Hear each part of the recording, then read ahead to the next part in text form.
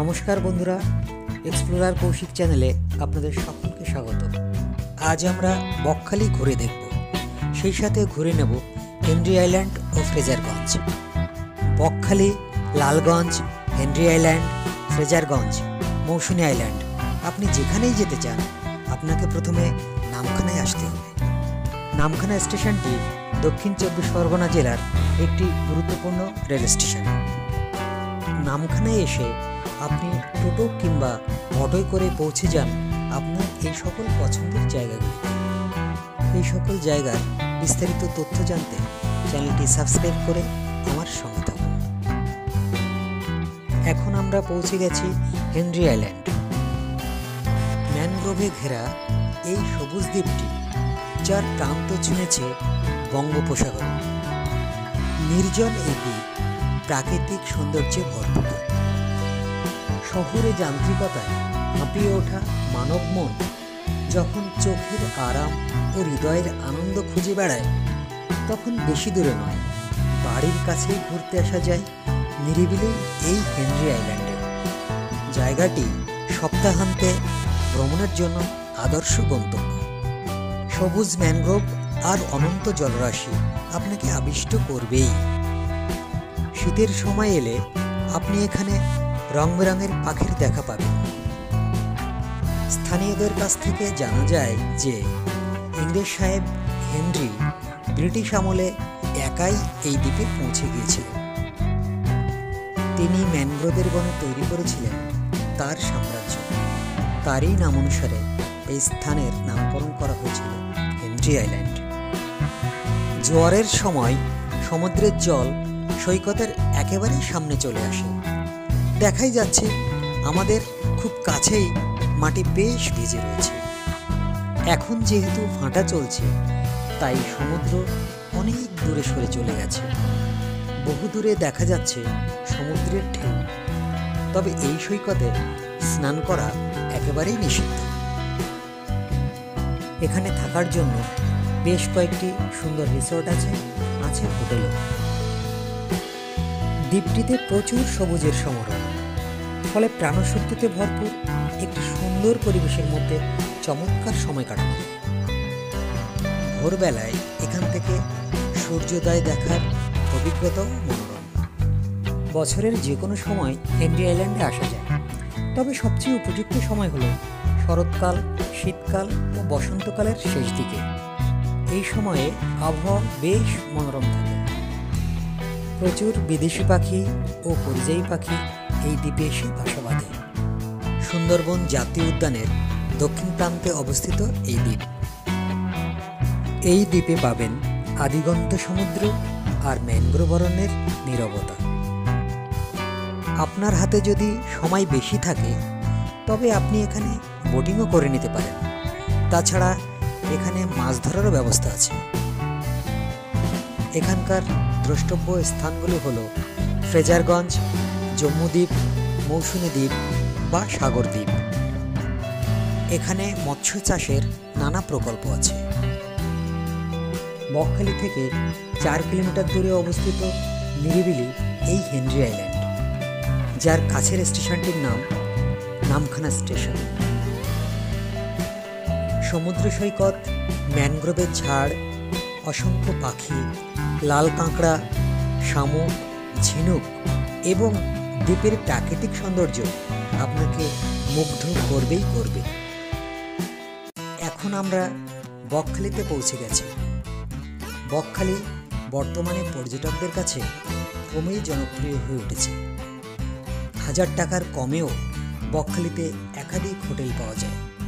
বকখালির হোটেলগুলি মধ্যবিত্তের নাগালের মধ্যেই পড়ে। আমরা যখন বকখালি পৌঁছেছি তখন দুপুরবেলা। দোকানগুলি বন্ধ। পর্যটক এই মুহূর্তে খুবই কম, কিন্তু বিকেল হলেই এখানকার চেহারা পুরো বদলে যাবে। এখানকার সমুদ্র খুব বেশি উত্তাল নয়। জোয়ারের সময় মূলত ঢেউ পাওয়া যায়। বিচের পাশের দোকানগুলো থেকে ঘর সাজানোর টুকিটাকি জিনিস কেনা যায়। মজার ব্যাপার হলো ট্রেনের টিকিট বুকিংয়ের কোনো ঝামেলা এখানে নেই। ভিড় কম তুলনামূলকভাবে, তাই 2-1 দিনের জন্য একটু হাওয়া বদল চাইলে বকখালির জুড়ি নেই। বকখালি বিচের খুব কাছেই রয়েছে কুমির প্রকল্প, সেটিও দেখে নেবেন। শিয়ালদহর সাউথ সেকশন থেকে নামখানাগামী ট্রেন ধরতে হবে, সময় লাগবে 3 ঘন্টা। বাসে করেও বকখালি যাওয়া যায়। প্রতিদিন 1 ঘন্টা অন্তর এসপ্ল্যানেড থেকে নামখানার উদ্দেশ্যে বাস ছাড়ে। এছাড়াও এসি ভলভো বাস সরাসরি বকখালি যাচ্ছে, ভাড়া 250 টাকা।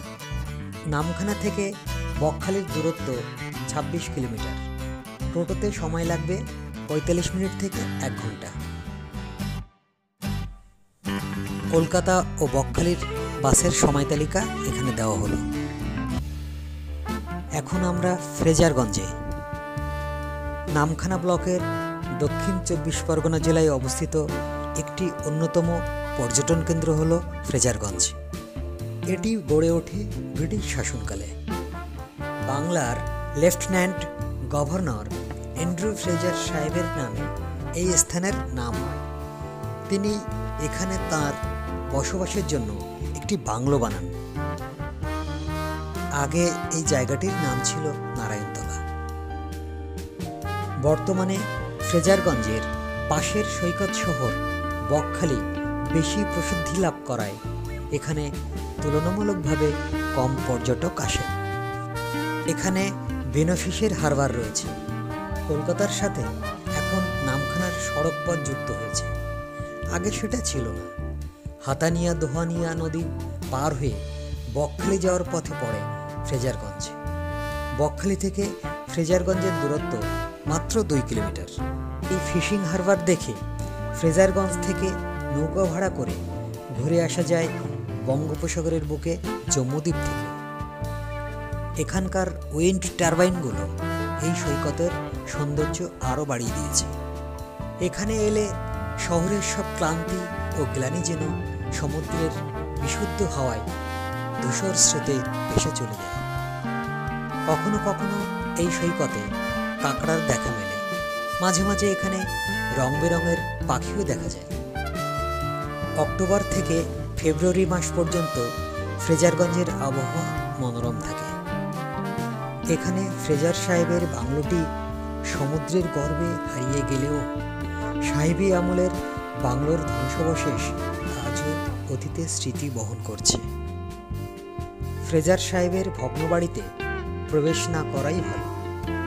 সৈকতে ফ্রেজার সাহেবের বাড়ির ধ্বংসাবশেষের টুকরো বিপজ্জনকভাবে ছড়িয়ে আছে, তাই এখানে স্নান করা অত্যন্ত বিপজ্জনক। সৈকতে ঢোকার মুখে রয়েছে গঙ্গা মাতার মন্দির। এখন আমরা হাতানিয়া দোহানিয়া ব্রিজের উপর দিয়ে ফিরছি। এই ব্রিজটি নামখানা ও নারায়ণপুরের মধ্যে যোগাযোগ স্থাপন করেছে। এটি একটি টোলমুক্ত ব্রিজ।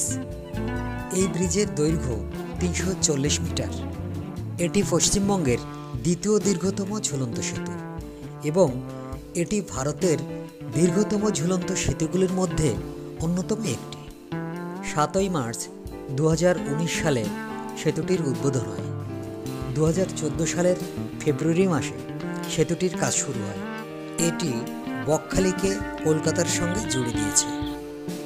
কলকাতার ধর্মতলা থেকে ভূতল পরিবহনের বাসে করে সহজে পৌঁছে যাওয়া যায় বকখালি, আর সেখান থেকে ফ্রেজারগঞ্জ ও হেনরি আইল্যান্ডে। শিয়ালদহ থেকে নামখানা স্টেশনে এসে পৌঁছে যাওয়া যায় 26 কিলোমিটার দূরে অবস্থিত বকখালি। এখানে এসে টোটো পাবেন বকখালি যাওয়ার জন্য। টোটো ভাড়া 250 থেকে 300 টাকা, তবে একটু দরদাম করে নিলে ভালো হয়। একদিনেও বকখালি ঘুরে আসা যায়। শিয়ালদহ থেকে সকাল 5:10 নামখানা লোকাল ধরে সারাদিন ঘুরে বিকেল 4:33 ট্রেন ধরে শিয়ালদহ ফিরে আসতে পারবেন। আমরা লালগঞ্জে রাত্রিবাস করে পরের দিন বকখালি ঘুরে নামখানা হয়ে ফিরছি।